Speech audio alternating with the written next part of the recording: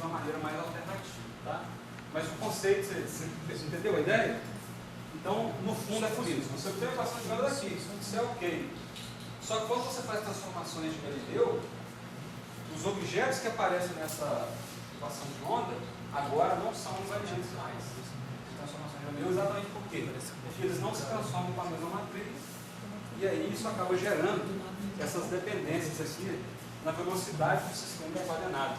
Aqui, ó. Aqui eu acho que seria mais, então, né? Alguém está acompanhando aí, tá? De fato, eu acho que aqui no meus alfarrábios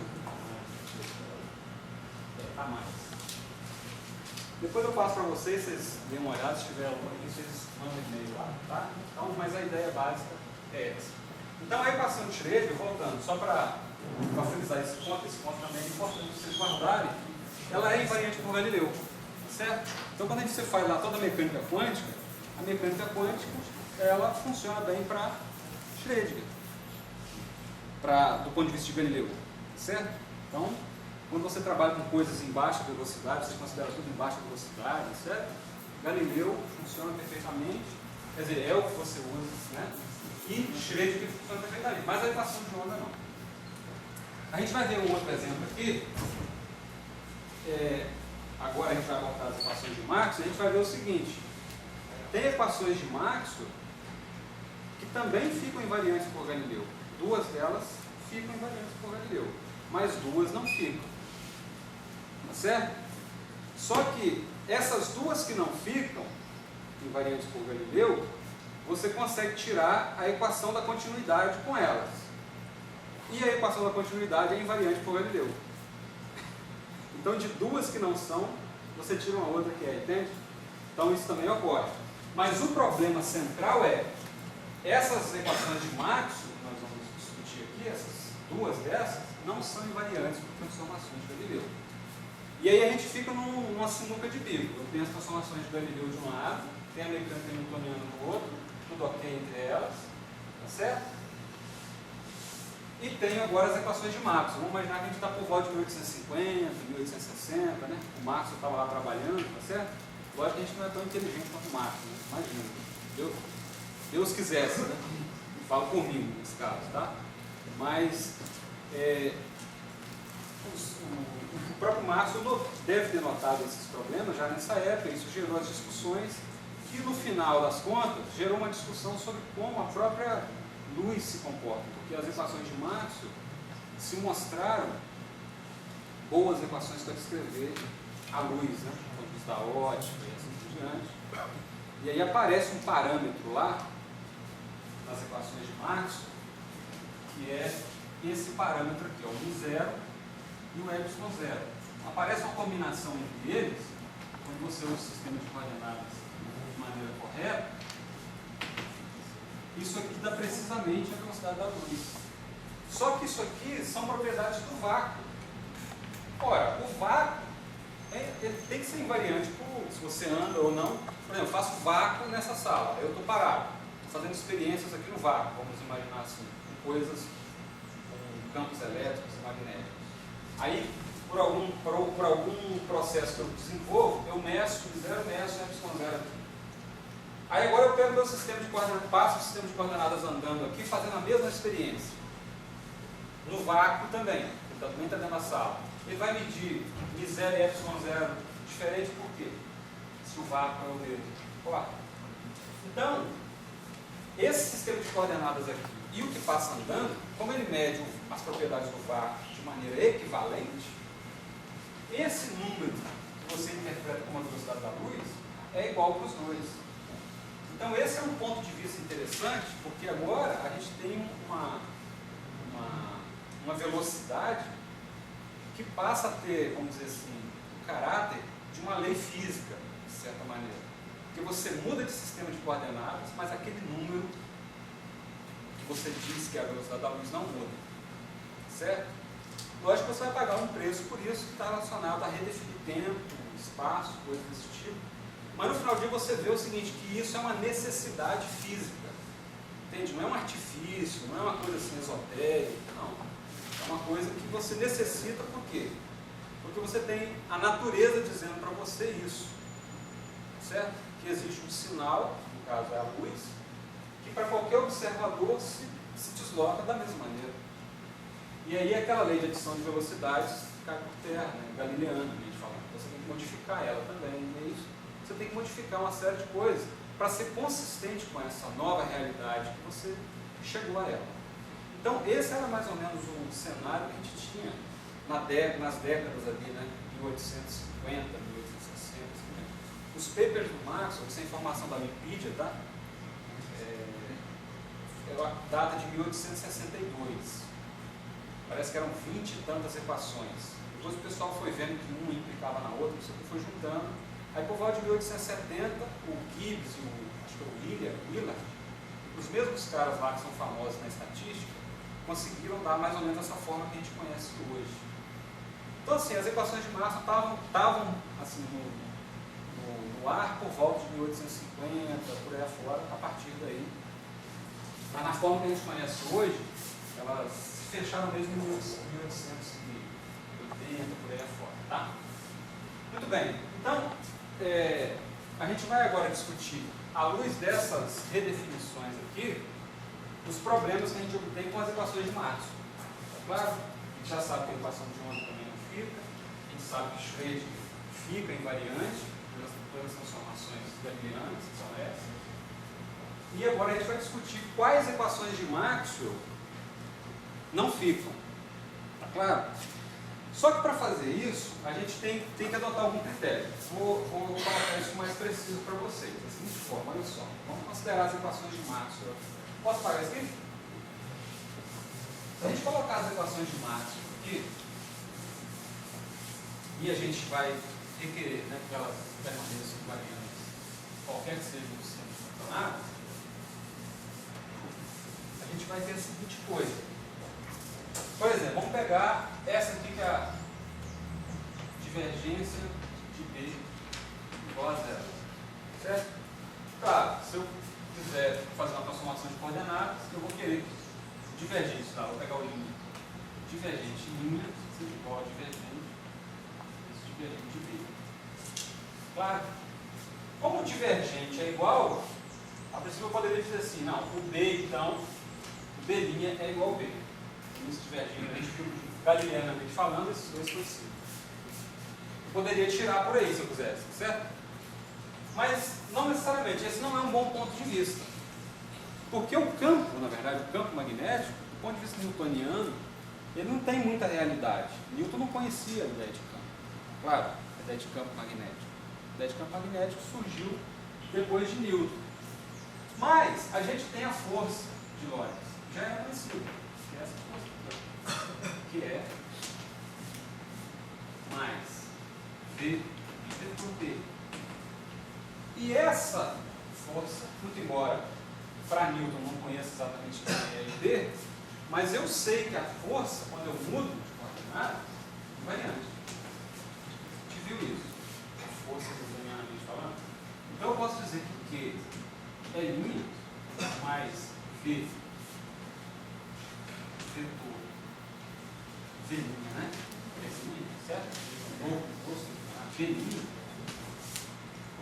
Eu posso requerer que essas duas são iguais. Com base em que eu posso requerer isso? Nós demonstramos agora há pouco. A força, do ponto de vista newtoniano, pelo menos, é igual nos dois sistemas de coordenadas.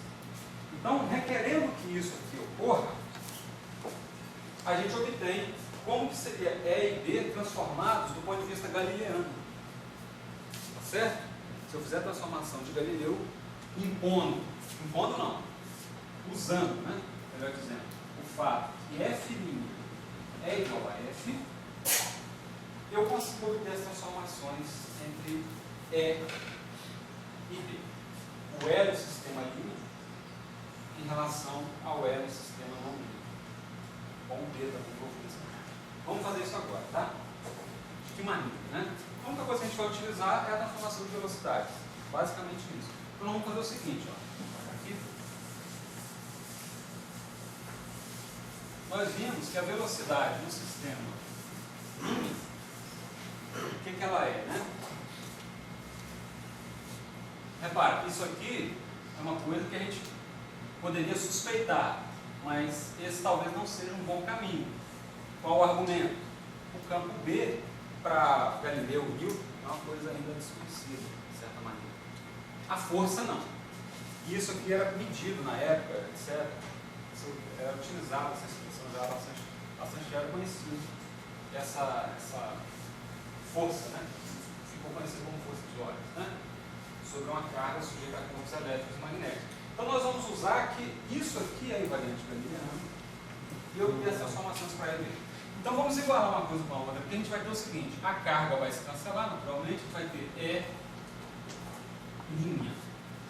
mais V' vetor B é igual a E mais V vetorial. Aquele produto vetorial. Desculpa. Belinha. Do lado esquerdo aqui é Belinha, né? Belinha. Ah, perdão, obrigado. Isso, Belinha. Tá legal? Só que quem é o Belinha? A velocidade no sistema limpo. Nós vimos antes. É a velocidade V descontada de 1. Olha. Então vamos substituir. A gente vai ter E' mais V descontado de 1. Velocidade vetorial V é igual a E mais V vetorial V.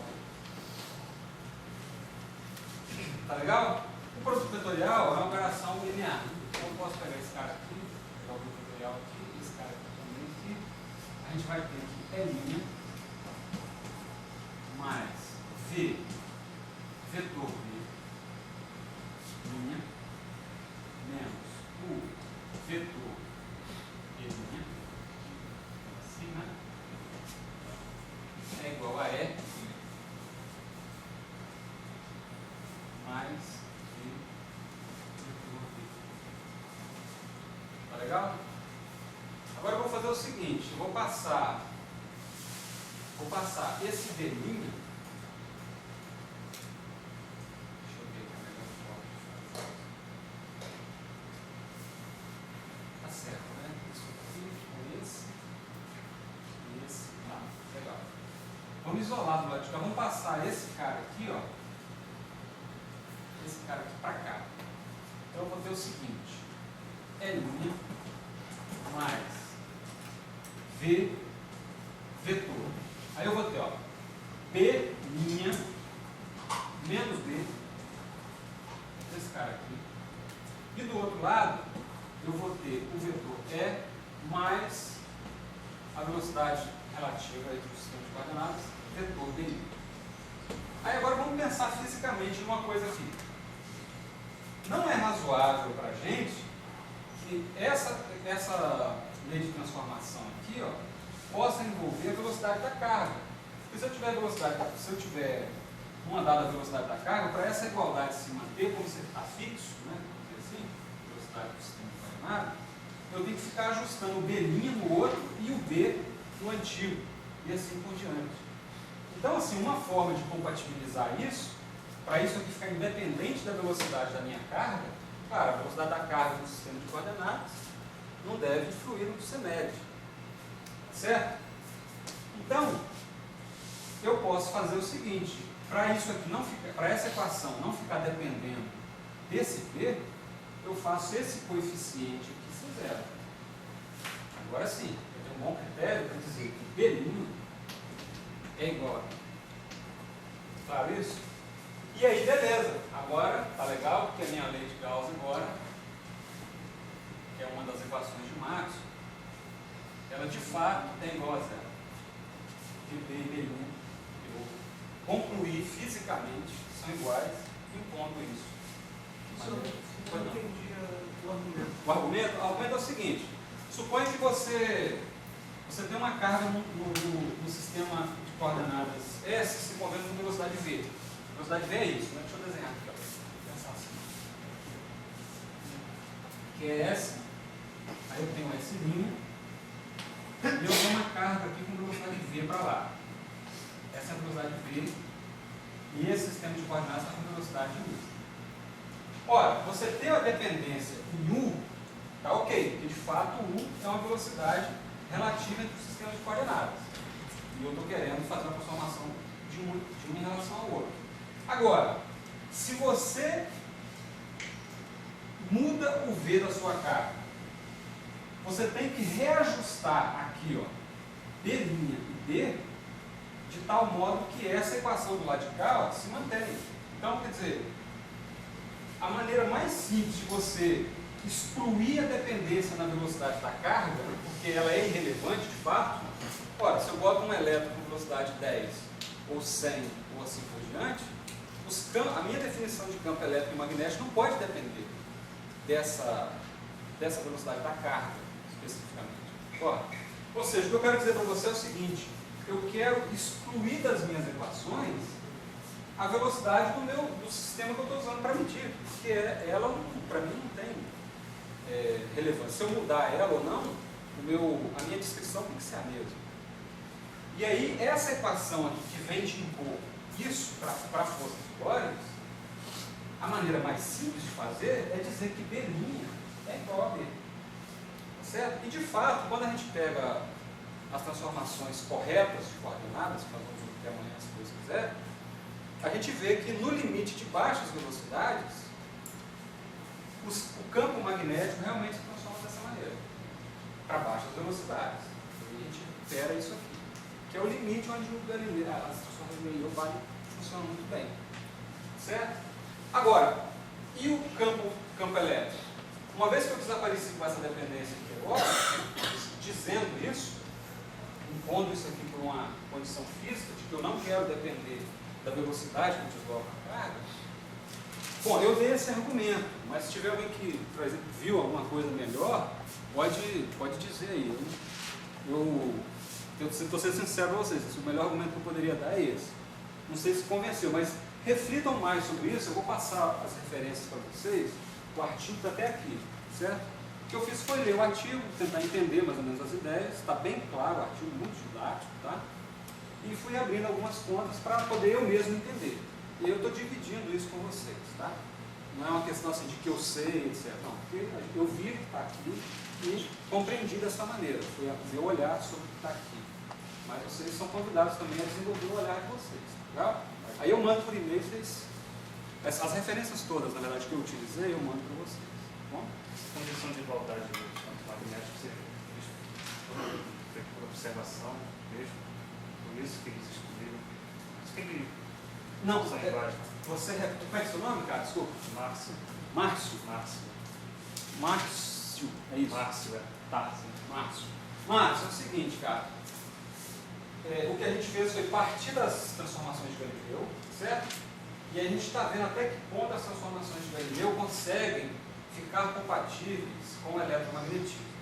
A gente viu que elas são compatíveis com a segunda lei de Newton, e aí, portanto, a mecânica newtoniana deve estar valendo legal aí. Agora a gente está caminhando com as nossas novas equações, surgidas lá em meados de 1800, para ver até que ponto elas ficam também invariantes. E aí, como é que se fala? A nossa premissa, né? A gente está partindo de quê? De que se isso é válido, a força que eu obtenho, a lei de força que eu obtenho para esses objetos que comparecem nas equações de Max, também deve ficar mantida. Eu tenho que obter uma lei de transformação para eles a partir disso, porque isso eu sei que fica invariante. Não sei se você entendeu assim, mais ou menos o caminho lógico. Tá? Então, a sua pergunta foi essa? Talvez eu tenha entendido de outra forma. Os campos magnéticos, eles se excluem porque você diz que um referencial é igual ao outro, né? Isso, exatamente. Eu estou dizendo isso para poder, esse termo que depende da velocidade da carga, sim, não comparecer na minha equação. Mas isso foi verificado experimentalmente no laboratório, por isso que eles podem ser um igual ao outro. Sim, se você pegar uma carga e mover essa carga com velocidade para baixas velocidades, então qualquer sistema de coordenadas que observar ela vai ver o campo magnético gerado por ela igualmente, por exemplo. Certo? Então essa igualdade você pode verificar assim, no dia a dia. Né? Você bota um fio aqui e aí você, sei lá, desloca o fio um pouquinho. Bota um gaussímetro medindo uma certa uma certa precisão. Então, dentro da precisão daquele calcímetro, você vai ver que essa igualdade aqui é mantida. Certo? Então, para esse regime aí, né, você tem aqui essas velocidades aqui galileanas, vamos dizer assim, valendo as transformações de Galileu. Então, a maneira mais simples, isso foi a maneira que eu interpretei. Então, volto a dizer, se vocês eventualmente lerem o artigo depois e chegarem a conclusões até melhores do que esse argumento, por favor, compartilhem comigo, porque, na verdade, é essa construção que a gente está fazendo mesmo, tá? Não é, a ideia é mais ou menos essa mesmo. Então, V igual a B', porque aí essa equação toda passa a ser independente da minha velocidade da carga. Bom? Muito bem. Então eu ganhei agora a minha transformação do campo B, ou seja, ele simplesmente não muda. O campo B' é igual ao campo B. Agora o campo elétrico, diferentemente, ele adquire uma nova forma, mesmo do ponto de vista de Galileu. Agora, se vocês observarem na aula, o campo elétrico E' é igual ao campo elétrico do sistema S, certo? Mais o vetor, o quê? B ou B'? B, porque são iguais, certo? Aqui é B'. Mas eu descobri que B, eu impus fisicamente que esses dois são iguais para não depender da velocidade da minha carga. Da velocidade U tudo bem, porque ela é a velocidade entre os sistemas de referência, então deve mudar mesmo. Eu tenho uma velocidade, né, U ali, e ela aparece aqui, ó. Então, do ponto de vista de Galileu, essa aqui seria a transformação dos campos elétricos perante a transformação de Galileu, certo? Então está aqui, beleza. De fato, você veja que se você tiver uma carga aqui e ela tiver com velocidade U e ela própria for referencial S', você repara que ela está com velocidade, você vai ter QE', no referencial dela própria ela vê um campo elétrico só, que ela está em movimento, ela está em repouso em relação a ela, ela está vendo o campo elétrico do lado, o campo elétrico radial que a gente imagina. Mas aparece para um outro observador esse termo aqui, ó. Você vai ter, quer dizer, você teria um campo magnético gerado no referencial, na verdade no referencial linha, mas como eles são iguais, tá certo? A gente trocou aqui, tudo bem? Então, essa lei de transformação aí, galileanamente falando, ela é consistente com isso e com essa definição da força de Lorentz. Legal? Beleza, então nós já vimos uma das equações de Maxwell aqui, ela é invariante galileanamente falando. Deixa eu ver qual é a outra, de cabeça realmente não. Tem uma outra coisa assim, interessante da gente, antes de passar adiante, falar para vocês, que é o seguinte: se a gente pegar a densidade de carga, a densidade de corrente, não sei quantas pessoas já fizeram eletromagnetismo aí, por exemplo, sei lá. Quantos estão em Física 1? Ou no ensino médio? Vamos começar assim. Quantos estão no ensino médio? Você é do ensino médio. Quem está em Física 1, fazendo graduação? Física 2? 3? 3 você? Bom, a maioria eu acho que ficou acanhado aí. Não, mas isso aqui não tem nada demais não. Vou só definir para vocês a seguinte coisa, tá? Quando você tem um volumezinho aqui, ó, e você tenha, por exemplo, massa aqui dentro, né? Alguma coisa assim. Se essa massa fica toda contida nesse volume aqui, eu posso definir aqui a densidade de massa, que seria, na verdade, pegar a massa e dividir por volume. Ó, pelo volume dessa região aqui. Tudo bem? Agora, se essa massa, ou uma parte dela, resolve sair desse volume, eu passo a ter uma variação da massa que está aqui dentro. E, em compensação, eu diminuo a quantidade de massa pelo mesmo volume. Está claro? Então, existe uma equação que relaciona a quantidade de massa que sai por aqui com a variação da densidade que você tem aqui nesse volume. É chamada de equação da continuidade. Então ela diz o seguinte, que aí a gente dá o nome dessa saída de massa pela superfície volumétrica aqui de divergência. Então a gente diz o seguinte, a divergência de um certo vetor está relacionado à quantidade de massa que sai, né? Mais a derivada do ρ, da densidade, né? Com relação ao tempo, isso é igual a zero. Essa é uma equação importante na física, para vários cenários ela aparece, tá? Física quântica, eletromagnetismo, tá? Então, essa equação aqui, ela descreve na verdade isso. Agora, esse vetor aqui, ó, no fundo, ele é simplesmente a densidade, você pode escrever ele assim também, se você quiser. É a densidade vezes a velocidade v. Não dá isso aqui para lá. Então, J você pode escrever para você. É ρ vezes a velocidade. E se você faz uma transformação de coordenadas, você vai ter então que J' é o ρ vezes v'. Pode colocar dessa maneira, certo?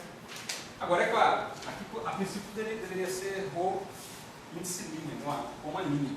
É a densidade no novo referencial. Só que é possível mostrar que essa densidade linha ela é igual à densidade. Por quê? Porque, essencialmente, o volume, ele não muda por transformações de Galileu. Quer ver só? Vou fazer aqui, ó. Se você pegar uma transformação de Galileu, vamos representar o volume assim, ó. O volume V. Vamos pegar uma caixa que é mais simples. É uma variação em x vezes uma variação em y vezes uma variação, sei lá, em z. Isso não é nada, certo? Eu só estou colocando velocidade na direção de x, tá? O meu volume V' é um ΔX vezes um ΔY vezes um ΔZ'. Só que esses caras aqui já são iguais, porque eu não tenho transformação nessas direções. Nós já assumimos a situação mais simples, que a velocidade de um sistema de coordenadas em relação ao outro está ao longo do eixo x. Estão de acordo, né? Então, esses dois aqui não mudaram. Então, esse cara que eu sei, esse V', ele vai ser então o seguinte, ele vai ser, vamos pegar assim, o que seria isso aqui, né? Você tem um sistema de coordenadas, vou pegar aqui, um sistema de coordenadas, eu tenho uma caixinha aqui.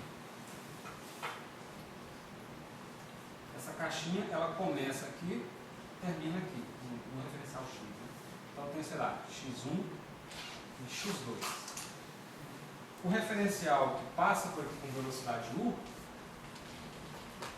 a pergunta é, qual é o volume que ele dê para essa caixinha aqui?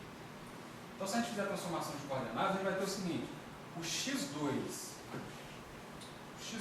no referencial linha menos u vezes t, vou pegar só esse cara aqui agora, porque esses dois eu sei que são iguais, menos,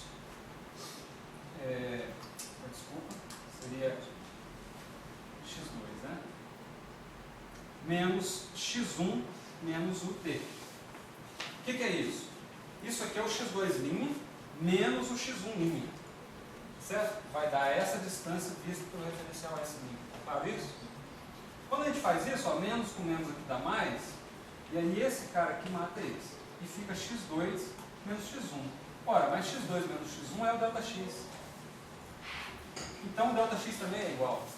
Então o V' é igual a V. Como a massa, no sentido galileano, ela não muda, a carga idem também, então a densidade de massa e a densidade de carga, ou elas são iguais. Referencial linha e sem linha. É claro? Porque o volume não muda galileanamente falando. Tudo bem até aí? Claro? Então, a gente descobre daí que V' é igual a essa expressão. Isso vai ser útil para nós, porque algumas das equações de Maxwell envolvem esse ρ e envolvem esse J aqui. E aí a gente vai precisar ver como é que ele se transforma sobre essas transformações. Legal? Por que eu me preocupei em obter esses operadores aqui? Certamente quem já viu as equações de Maxwell sabe, porque esses objetos aparecem lá nas equações de Maxwell. Então tudo que a gente vai fazer é substituir isso e ver até que ponto as equações de Maxwell se mantêm iguais com esses caras aqui. A primeira delas a gente já viu. Por essa imposição colocada aqui pela força de Lorentz, ela se mantém invariante. Essa lei de Gauss aqui. Agora vamos ver as outras. Então deixa eu... Posso apagar aqui?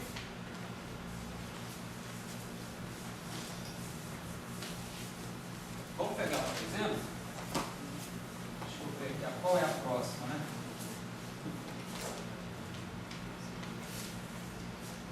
Por exemplo, vamos pegar essa daqui, ó. O rotacional de E é igual a menos dB dt. Essa equação aí recebe o nome de quem, né? Nunca lembro. Lenz, Faraday Lenz. Deixa eu ver se foi essa também que eu fiz agora. É exatamente. Leite Faraday, né? Faraday Lenz. O Lenz entrou, acho que por desse sinal, né? Para quem já viu um pouco isso, eu acho que foi esse sinal. Antes era mais aqui, o Lenz deu argumentos com base na conservação de energia. Realmente precisa desse menos. Tá? Experimentalmente também você verifica isso facilmente. Né? Legal? Essa equação de Maxwell. Então agora, se a gente fizer isso agora, ó, rotacional límbico do E' tem que ser igual a menos d dt' do V'. Tá legal? Isso que a gente tem. Vamos substituir então os nossos operadores modificados aqui, ó. Se a gente pegar aqui, esse cara aqui vai ser igual, né? Rotacional. Agora, quem é o L'? L' ali, ó. É mais o vetorial. Então, desse lado de cá eu tenho isso, certo? Do lado de cá eu vou ter menos d dt', que é, na verdade, vou substituir, né? É ddt mais, ou seja, vai ter um menos fora aqui, vai ser isso aqui, mais o escalar, atuando em quem? Atuando em B. O B' igual a B. Substituir. Para isso? Então essa seria a cara da equação assumindo essas transformações aqui que vem da transformação de Galileu. Então estou verificando se essa equação de Maxwell se mantém a mesma. Para se manter a mesma, o que vai acontecer? Ela vai ter que dar exatamente igual a essa. Ora, vai ter que aparecer termos aqui, dependentes do U, que vão se cancelar de alguma maneira, e vai ter que ser igual a essa. Essa daí, se não me engano, é a fita, né? Invariante. Fita, essa fita, onde é demonstrado. Então vamos lá, ó. Se a gente pegar aqui, ó, a gente já tem, ó, rotacional do E. Rotacional de E. Mais, aí eu vou ter agora rotacional de U, rotacional de B. Esse cara aqui bate, ele entra aqui dentro, ele é linear, né? Ele atua aqui, certo? É igual a menos dB dt, certo? Menos o escalar B, escalar gradiente, atuando no vetor B. Eu tenho essa expressão aqui. É claro que para ser invariante, ó, de alguma maneira, esse negócio aqui tem que desaparecer com esse negócio aqui. Ó, e aí a gente vai trabalhar essas duas coisas aqui, na verdade, para mostrar que isso aqui, ó, quando eu passo para o lado de lá e manipulo, eu vou ter, na verdade, mais esse termo. Exatamente igual. Tá? Aí tem umas identidades vetoriais aí que usa aqueles epsilon. Bom, deixa eu ver aqui como é que a gente poderia introduzir isso para vocês. Eu fiz aqui usando os epsilons, né? Vamos tentar fazer, tá? Até porque quem não conheceu, quem nunca viu, fica vendo pela primeira vez e aí, num futuro próximo, certamente, né? Se estiver fazendo um problema difícil, vai acabar tendo contato com isso, então já vai ter isso, tá? Então, isso aqui, na verdade, pode ser assim.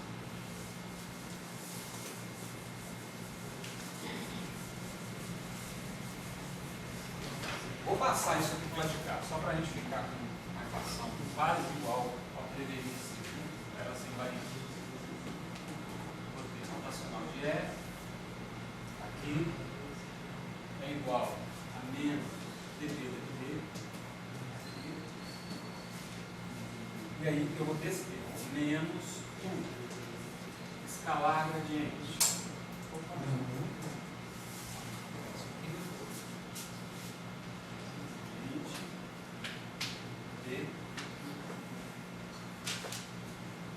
E aí esse termo vem para cá. Então vai ficar bem para cá. Menos rotacional de U, certo? Rotacional de U.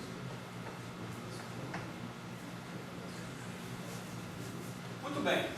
Na verdade, quando você tem produto vetorial duplo assim, você pode pensar que isso aqui é uma função, isso aqui é uma função, isso aqui age como se fosse uma espécie de regra da cadeia, talvez, tá? Então você vai ter um termo que envolve alguma coisa com 1 vezes B, depois alguma coisa com B vezes com 1 com esse cara aqui. Claro?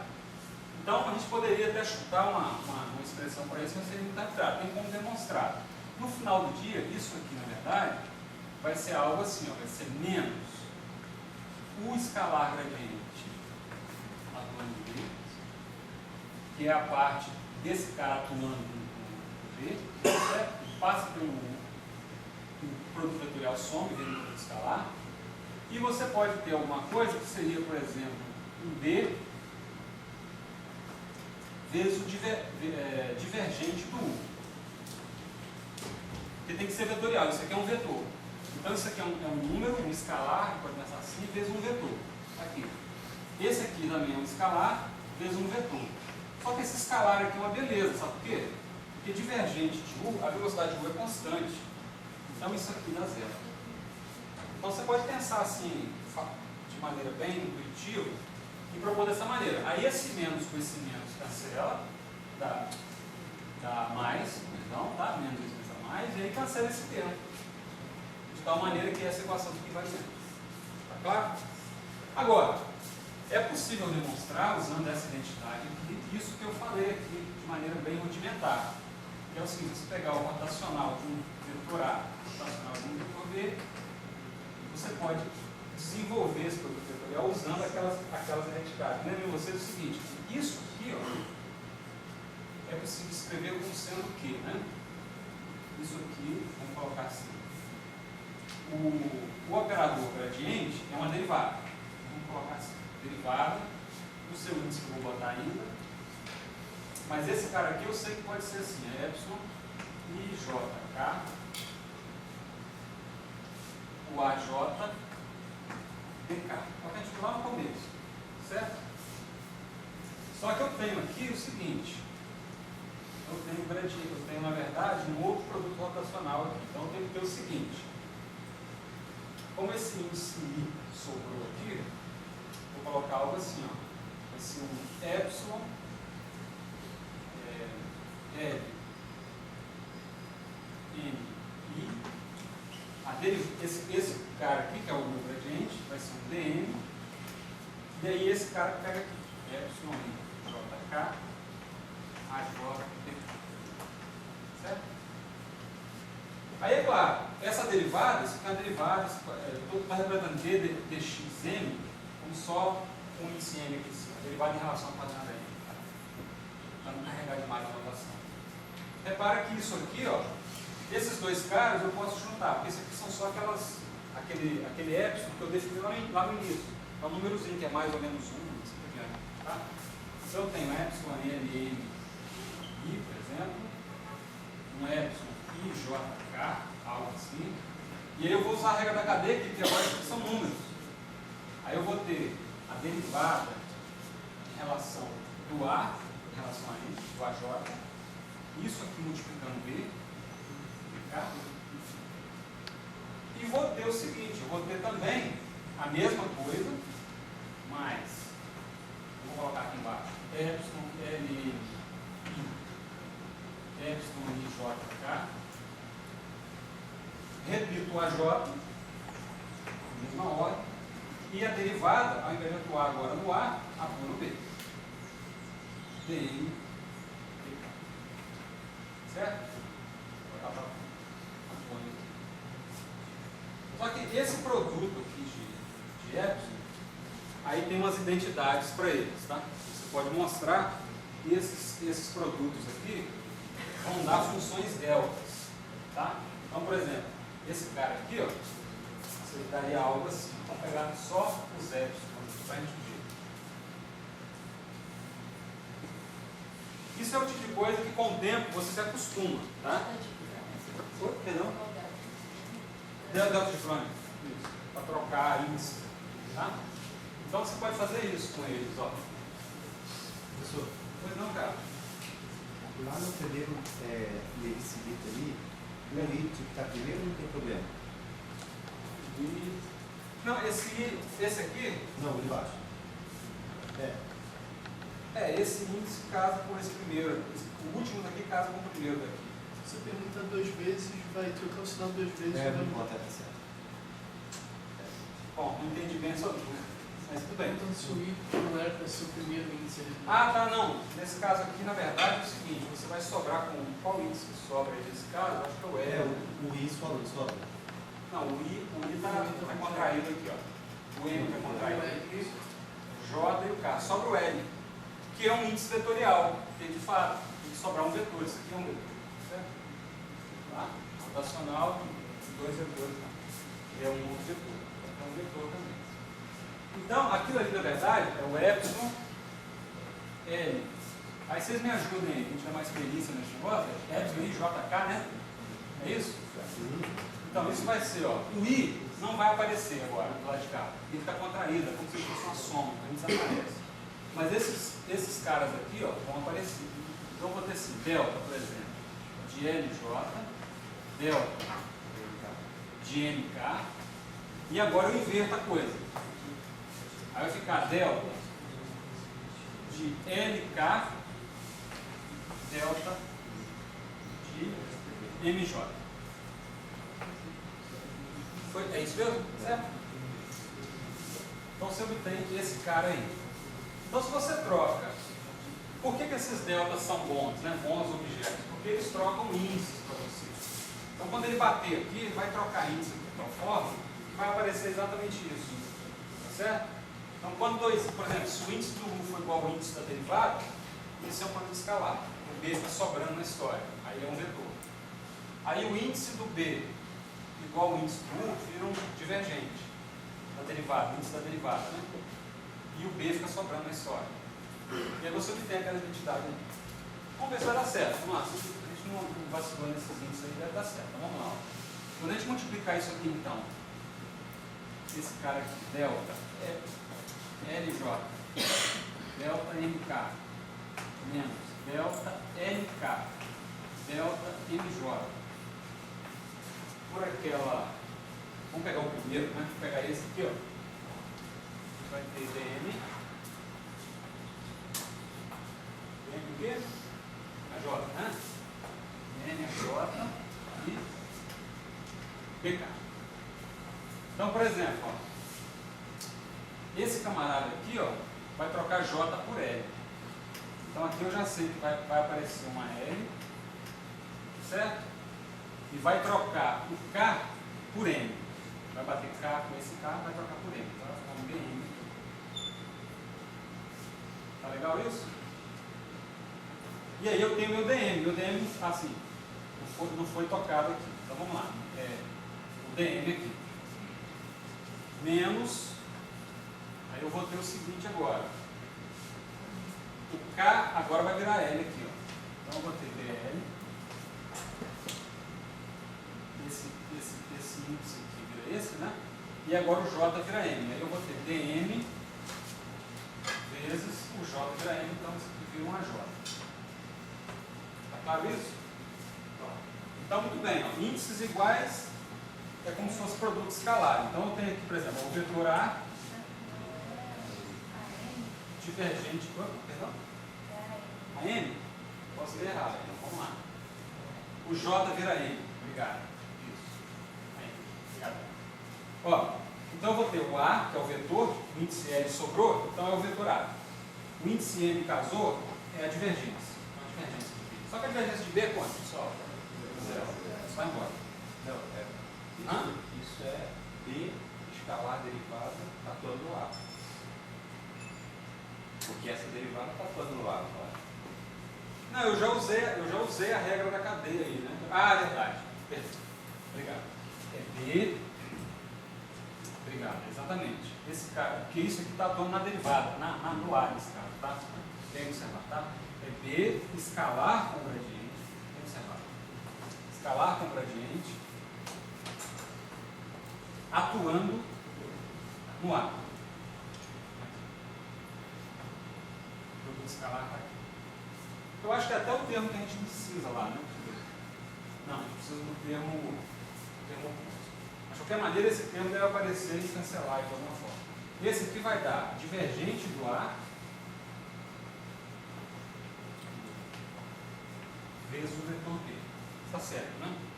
Naquele caso, por exemplo, que o U é constante, esse termo aqui vai embora. Trocar o A pelo U. Certo? Agora, se a gente pegar esse outro termo aqui, ó, deve aparecer o que a gente precisa. Vamos fazer aqui.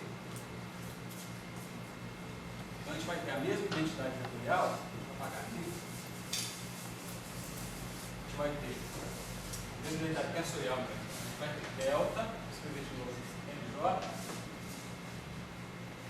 Isso é só matemática, tá, pessoal? Isso não tem nada de física aqui não, tá? O que tem de física aqui é o seguinte, nós estamos mostrando que essa equação vai ficar invariante por transformações de Galileu. Então nós temos duas equações já que são invariantes, faltam duas, tá? As outras duas já adianto para vocês, não serão. Legal? Então vamos lá. Delta, LK, delta, J, atuando nesse objeto aqui. A J, DN, Aí vamos fazer essa brincadeira de trocar índices de novo, né? Para ver o que isso aqui dá. Isso aqui é igual. Vou continuar aqui. Então vamos lá, ó. Por exemplo, aqui, ó, esse J vira L. Então vai ficar a L. Esse K vira M. Então eu vou ter DM, DM. O que é isso aqui, pessoal? Esse índice casado com esse é produto escalar, divergente de B. Agora sim. Isso é zero. Esse termo aqui, zero. Vamos ver o outro agora, olha. Esse índice menos o índice J vira M. Então eu vou ter AM e esse índice K, eu vou ter DM, certo? Esse índice K vira L. Então vamos ver P. Ora, isso aqui é o que você observou. É o produto escalar de A com gradiente. Menos A escalar gradiente atuando em B. Ficou claro isso? Vocês vejam que os outros termos desapareceram aí, porque o A é um vetor constante no final do dia. Então, o que sobrou aí, ó, esse termo aqui, por exemplo, como ele vai envolver derivadas do A, isso aqui também vai zerar. Esse cara aqui também zera. O A nesse caso é o 1. Claro, é a velocidade constante. Então, sobrou apenas esse cara aqui, ó. U escalar gradiente de B, com sinal menos. Mas aí com esse menos cancela, foi o que eu falei. Claro? Então esse menos mata esse cara aqui. E aí essa equação fica invariante. Tudo bem? Agora só para a gente respirar, vamos pegar a equação, uma equação mais fácil, tá? Não envolve tanto essas coisas assim de fazer esses calculinhos aí. Essa equação aqui, ó. Só colocando aqui no quadro, então, até agora, o que a gente tem? A gente tem divergente de B igual a divergente de B', a gente divide de B', então essa equação invariante. Concorda? A gente acabou de ver que o rotacional de E é igual a menos dt. E isso aqui também fica sendo, se eu passar isso aqui para cá, mais, né? Isso aqui é igual a rotacional linha de E' mais d de B', VTI. Acabamos de mostrar isso, certo? Substituiu aqui, seu isolante, chegou nesse ponto e mostramos que isso dá igual a isso. É a mesma coisa. Então, essas duas equações estão legal. Vamos pegar agora uma outra equação, que é essa aqui, por exemplo. Divergente de E é igual a densidade de carga sobre aquele epsilon zero, que é a constante da velocidade, certo? Pode haver sistemas de unidade que você escolhe isso igual a 1, assim por diante, mas esse é o caso mais usual, tá? Beleza, se eu botar uma linha aqui, eu tenho que botar uma linha aqui. Se a gente colocar agora esse cara aqui, a gente vai ter divergente, linha, divergente, linha é igual ao divergente, só que o E' não é. O E' é o próprio vetor E mais o vetorial dele. Legal? E do lado de cá, eu sei que o ρ é igual a densidade de linha é igual a densidade sem linha, por quê? Porque o elemento de volume é igual. Então, é ρ sobre S. Olha só que interessante, ó, divergente de E agora é igual a ρ sobre ε0, mas tem um termo atrapalhando aqui a história. Esse termo é divergente de U vetorial T. Certo? Em geral, essa equação não é satisfeita. Não é para qualquer U que você faz essa divergência zerar. Porque se eu mudar o B, eu tenho que mudar o U de tal forma que eu faça zerar isso aqui. Claro? Então, para cada U que eu escolher, eu tenho que escolher um outro B. Fica uma doideira. Então, claramente, essa equação, por exemplo, não fica invariante com transformações integrais de Euler. Essa equação de Maxwell. Legal? Uma outra equação que não fica invariante, então essa aqui não fica, essa aqui não ok.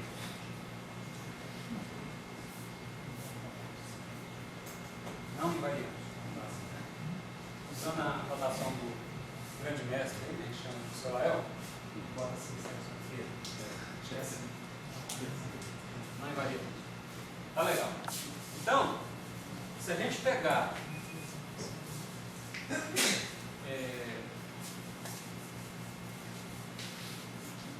a outra equação de Maxwell, que é essa daqui, vou trocar de cor agora, eu acho que pode ser diferente. Rotacional B, quem lembra aí? É um I0, vezes aquela densidade que eu falei para vocês, J, certo? Eu nunca lembro se é mais ou menos. Mais, né? Obrigado, hein? I0 é Y0, DE, DT. Se a gente colocar uma linha agora em todo mundo, a gente quer ver se ela fica invariante. Tá? Se eu botar a linha agora, referencial linha, rotacional de B é igual ao I0. I0 não muda porque é o vácuo. Vácuo, como a gente falou, né? Você faz vácuo nessa sala, passa um monte de coisa aqui, elétron, murro, tudo correndo para lá e para cá, eles veem o mesmo vácuo. A princípio, pelo menos. Tá? Para baixas velocidades. Baixas energias, né? As coisas mudam muito de figura quando você vai para altas energias. Por isso que esse corredor dali para lá, todo é dedicado a estudar a física em altas energias. Certo? Em altas energias acontecem coisas estranhas, do ponto de vista dessas transformações de Lorentz. Você vai em escalas até, por exemplo, a produção de partículas como W, decaimento beta, por exemplo. Física do decaimento beta. O nêutron de um próton, nessas escalas aí, as simetrias, né, que a gente vai investigar a partir dessa constatação de que isso aqui não funciona, Galileu não funciona, a gente vai procurar Lorentz. A gente vai ver que Lorentz também funciona bem até uma certa escala de energia. A partir daí, surge a possibilidade de você investigar uma física mais ainda fundamental, onde seus objetos não são mais pontuais, suas partículas, e aí você perde algumas características, você passa a ter como se existissem campos de background, campos de fundo, como aquele campo magnético da Terra que eu falei lá no início.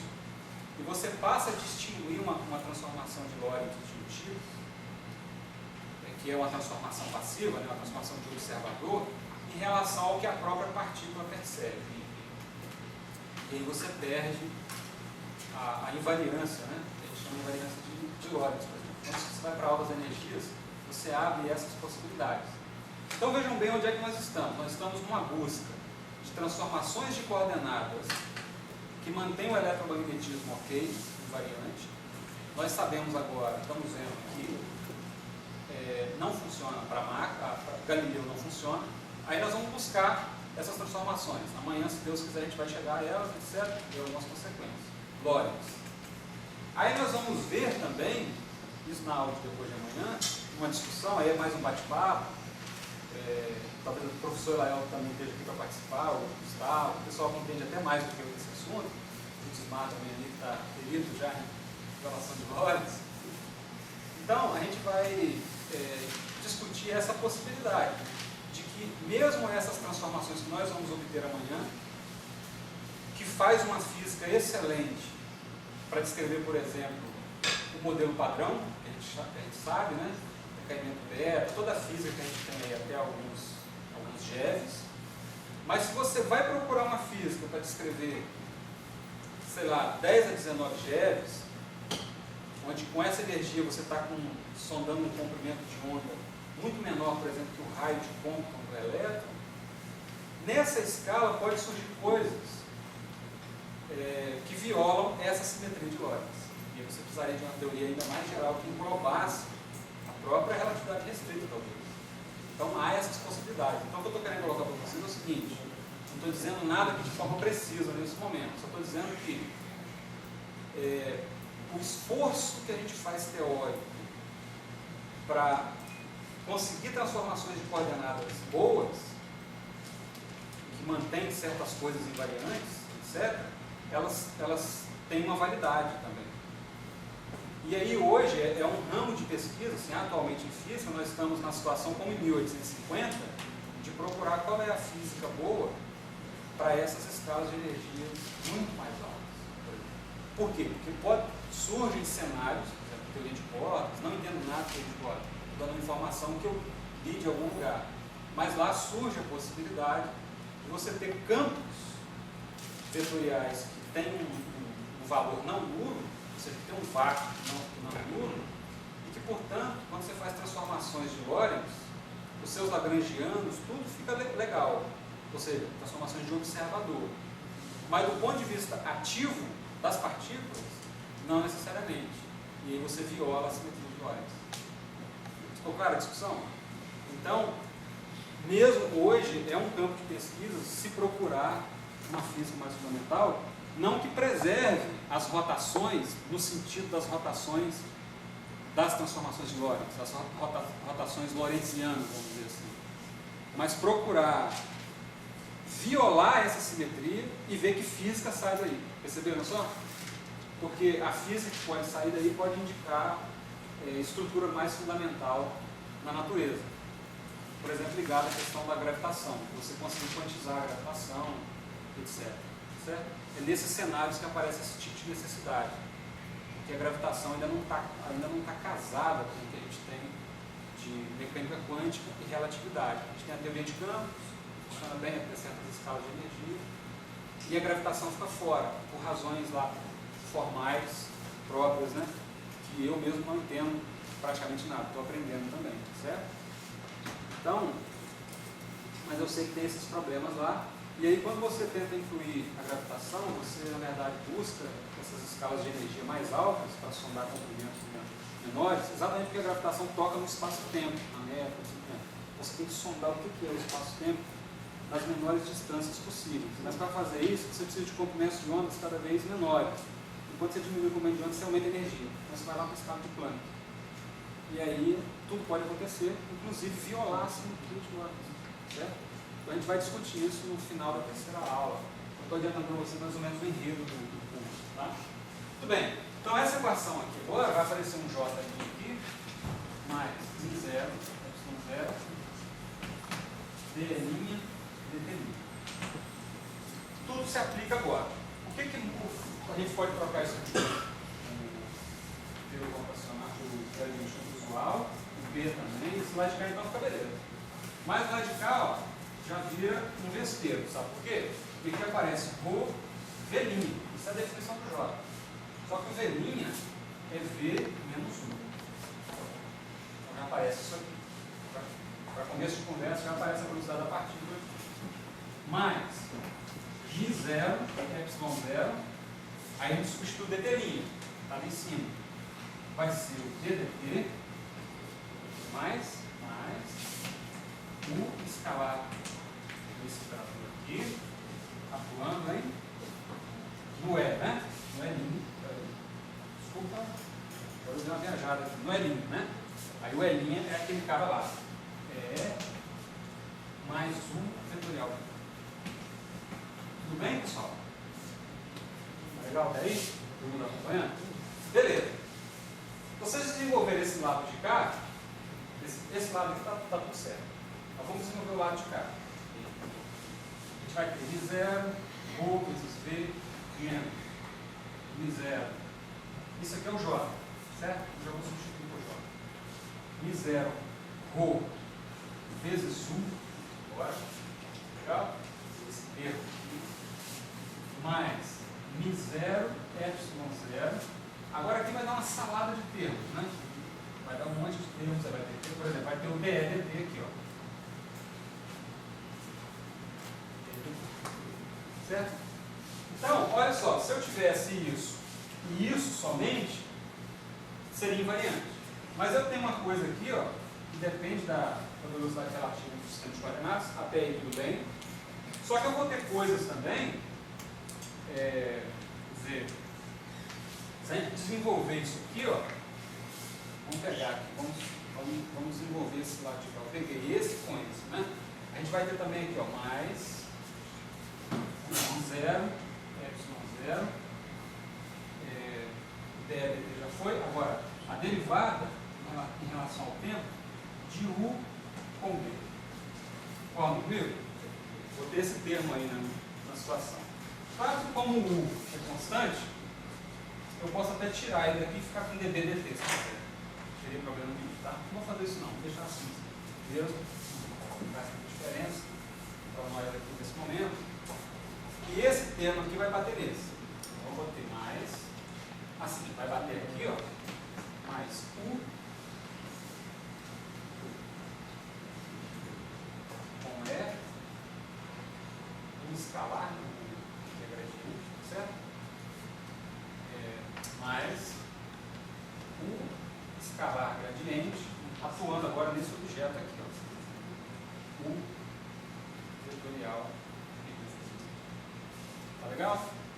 Ora, para que essa equação seja invariante, ou seja, isso seja igual a isso, eu teria que desaparecer com esse termo aqui, isso aqui, ó, isso aqui, com tudo isso aqui, ó, deveria ser zero. Certo? E aí, se você igualar, você vai ver que esse cara aqui vai estar de um lado da equação, com menos, passa para o outro lado, então o Rho vezes U vai ter que ser igual a tudo isso aqui. Certo?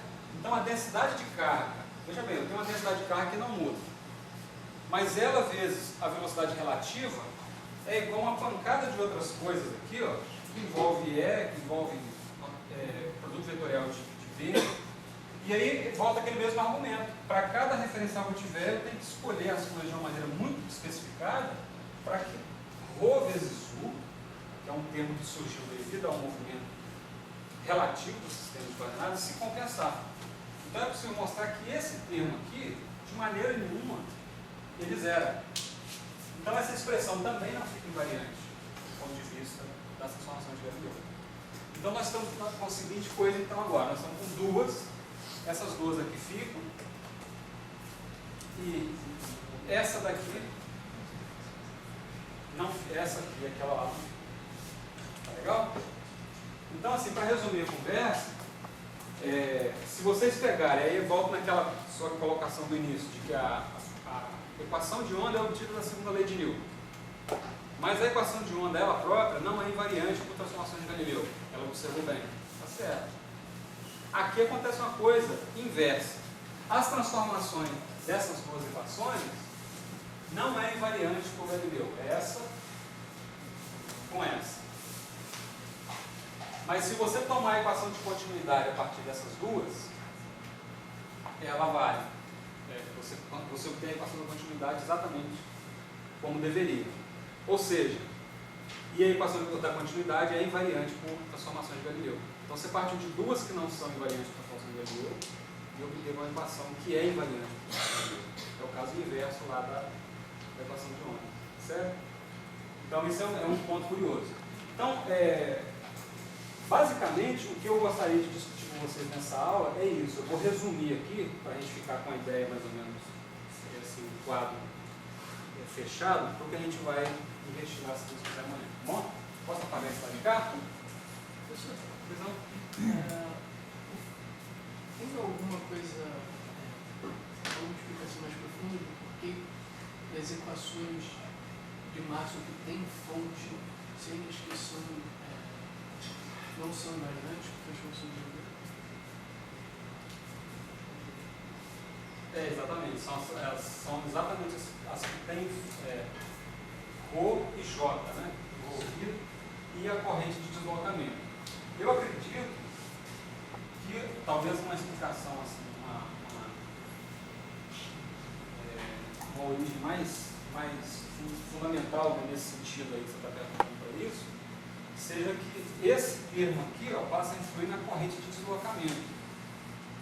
Então é como se você tivesse um capacitor aqui, eu estou com ele parado, ele está carregando, aí ele tem uma corrente de deslocamento. Mas se passa um cara aqui, ele vê uma corrente de deslocamento diferente do que a corrente de deslocamento que eu estou vendo. Só que isso não faz muito sentido, porque a corrente de deslocamento dela própria é uma componente da radiação eletromagnética, deve ser invariante. Então eu acredito que seja por esse aspecto aí.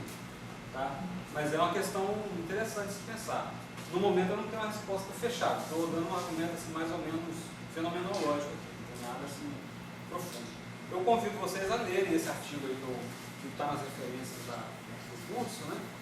E aí criar, assim, eu acredito que com essa discussão que a gente fez, dá para vocês lerem um artigo com relativa facilidade e entender bem esse problema. Qual é o problema então? Volto a dizer, nós temos transformações de coordenadas, vou resumir aqui agora, que preservam as leis de Newton, mas as equações de Maxwell não são preservadas. E aí nós estamos com um pepino para resolver. Nós precisamos achar as transformações de coordenadas que mantêm as equações de Maxwell e que talvez, sobre algum regime específico, a gente recupere a mecânica newtoniana também. Então, basicamente é isso. E as transformações de Lorentz fazem esse papel para a gente. Lógico, aí tem as consequências que a gente vai discutir amanhã. Certo? Muito bem. Deixa eu marcar aqui. Só para resumir para vocês, eu fiz um resumo mais ou menos organizado, né? Então, que é o seguinte, ó, só para colocar aqui de forma assim, diagramática, né? As transformações de Galileu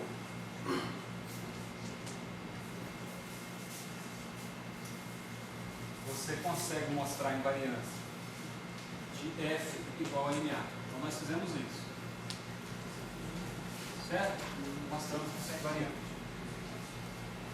Usando isso, nós mostramos F igual a... Mostramos não, nós propomos, né? Propusemos, acho que é o melhor termo, mais Q vezes dele também fica invariante por essas transformações aí. Tempo que é mais a ver. Opa! Obrigado aí. Uma expressão quadrática na carga. Né? Tá legal. Então tem isso aqui. Então, a gente tem que isso aqui, na verdade, tem um condicionante aqui. Quais são esses condicionantes aqui? Aí nós vimos D. Eu vou colocar até assim, explicitamente, x', como o rapaz faz aí no artigo. Ó, x' é igual ao B das coordenadas antigas. Isso a gente mostrou. Tá? E que o E' também nas coordenadas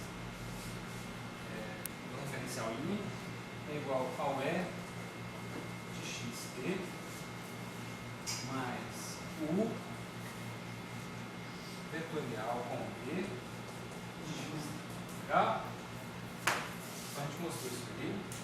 Só que a gente tem o seguinte, aqui a gente mostrou.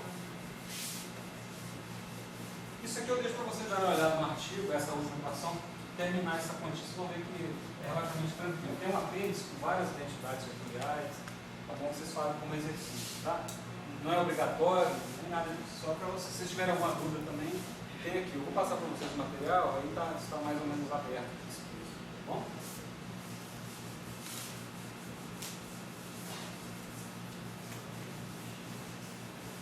Então, é o seguinte.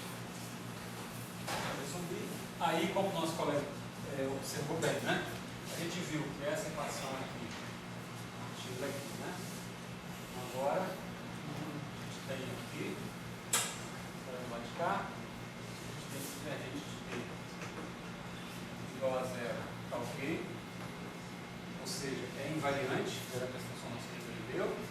Nós descobrimos que o rotacional de E menos o ddt também está ok, igual a zero, tá ok.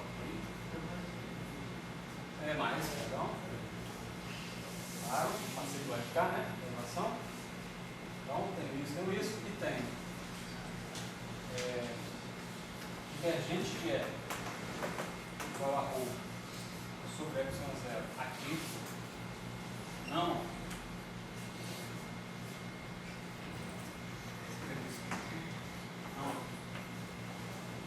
Não fica invariante e que rotacional de E igual a 0J mais 0 que é ε0 não aqui.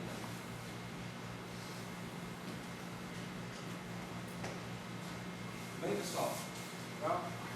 E aí eu deixo para vocês o seguinte, mostrar que mesmo essas duas não sendo ok, você consegue mostrar que divergente de J mais o derrubo aqui. Se pensarem, né? Aí, se vocês quiserem, essa equação que é invariante de Galileu pode ser obtida dessas duas equações. Igual a zero, isso é igual a divergente linha de J linha mais D do rho linha, que é igual a rho, e dá certo.